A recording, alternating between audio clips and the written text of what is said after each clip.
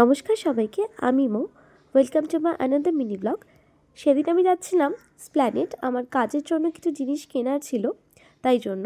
তো প্রথমেই আমরা হুগলি স্টেশন থেকে ট্রেন ধরে চলে গেছিলাম হাওড়া, আর তারপর আমরা যাচ্ছিলাম মেট্রো স্টেশন।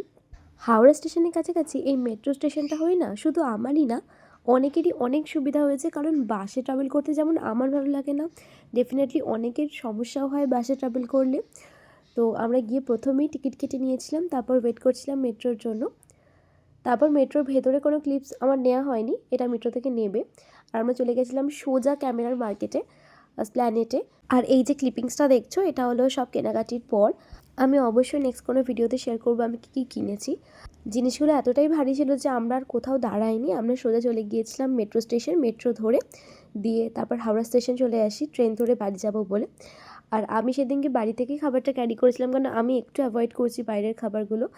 তাই ট্রেনে উঠেই আমরা খাওয়া দাওয়া করে নিয়েছিলাম, খাওয়া দাওয়া করে দেন বাড়ি থেকে রওনা হই। সো আজকের মতো আসি।